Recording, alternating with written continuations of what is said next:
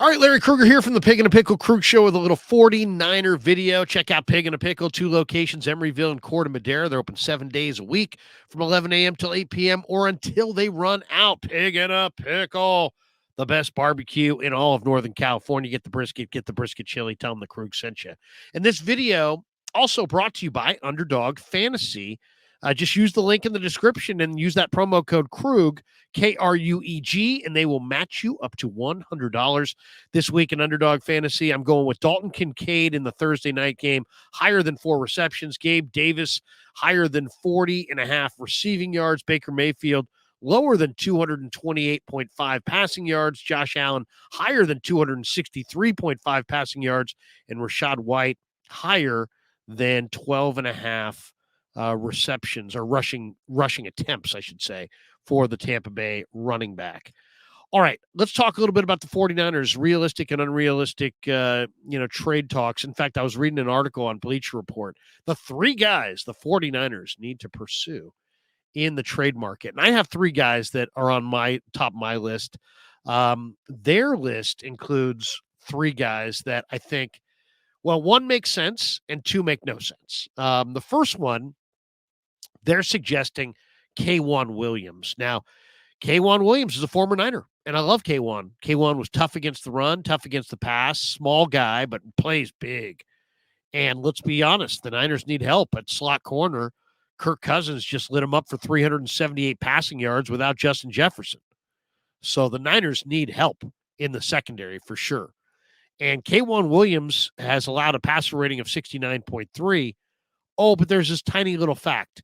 He has a major foot problem.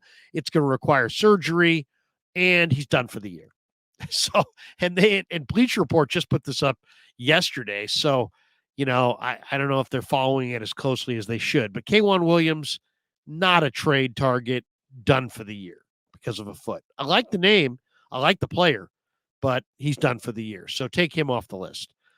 The next name they throw out there is Cody Whitehair, a 31-year-old guard for the Chicago Bears.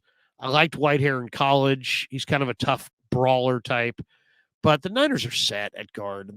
Aaron Banks is their left guard. Spencer Burford's their right guard. They're young. They're improving. They're the future. They're going nowhere. They're not going, and they like their depth. They like Feliciano. They like Nick Zakelj. The Niners are, a lot of people keep pointing to the offensive line, O-line. And I know the Niners didn't run it well against Minnesota. They only averaged 3 yards per carry against the Vikings. And there's a desire to see that improve, but it's going to have to come from within. The improvement is going to have to come from within on this offensive line. They're not going to find a right tackle better than Colton McKivitz. They're not going to find a guard better than Spencer Burford or Aaron Banks. They're not going to find a center better than Brendel and Feliciano. What they got is what they got, and they're going to have to roll with it. So that's my view of the offensive line in San Francisco. I don't think Spencer Burford's a perfect player, but I also don't think Cody Whitehair at age 31 is the answer. And I definitely wouldn't trade anything of significance to get Cody Whitehair. If I could get him for a 7th-round pick and stash him on the bench, I guess. But what? That move is not registering with fans, or it's not even on the Niner radar. They're looking for difference makers. Cody Whitehair is not a difference maker. All right, the third name on their list is kind of intriguing. They're saying Dante Jackson, the corner from Carolina. And Dante Jackson's not had a great year this year, but he is a corner who's got NFL pedigree and he can play. And let's be honest, John Lynch has a good relationship with Panthers general manager Scott Fitterer. Last year, he made a trade with Carolina to bring in Christian McCaffrey. This summer, he made a trade to add Zane Gonzalez. So John Lynch and Scott Fitterer can make a deal. And Dante Jackson makes a lot of sense. He's not worth a ton, but a 6th-round pick for Dante Jackson might be worth it. He's an NFL corner. When he's healthy, he's solid. He can help. They lost Deshaun Jameson by trying to get him through waivers at the end of camp. They don't know what they're going to get back from from Samuel Womack when he comes off the IR. They're not sure what Darrell Luter Jr. on the PUP list is going to be able to provide. This would be veteran insurance at the corner. Now, there's been a lot of talk about Patrick Surtain. Surtain's going to cost you your first-round pick. A lot of people are saying, hey, how about Jalen Johnson? Jalen Johnson might cost you your first-round pick.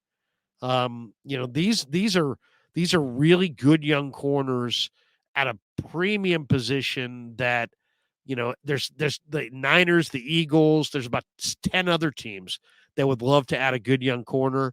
There's no way you're getting Surtain or Jalen Johnson without trading either your first-round pick for Surtain for sure, probably at least a second, and maybe a second and a third for Jalen Johnson. I think it's just a little too rich for the Niners' blood, to be honest. So Dante Jackson makes sense. And if the Niners want to add Dante Jackson, I think makes perfect sense. I like that name. I'll give you another name that I threw out earlier, Jeremy Chin, who's a slot corner in Carolina, who Steve Wilkes had in his defense last year, and he was much more effective last year than he's been this year. And Carolina supposedly wants to move him. The price tag they think is going to be a fourth and a sixth, something like that. He's only 25. I look at this player. He's got a quad injury, but he is slated to return later this year. He could be the perfect player to shut down a Dallas Goedert or a Travis Kelce in the playoffs. And if Jeremy Chin, if all he did was shut down Dallas Goedert and Travis Kelce, he could be the difference between winning a ring and not. That's how good Goddard and Kelce really are. So I'd be interested in Jeremy Chin. And if you can make a combo trade for Dante Jackson and Jeremy Chin, I'd give my fourth-round pick and a third and fourth-round pick to Carolina for Dante Jackson and Jeremy Chin. No doubt. No doubt in my mind.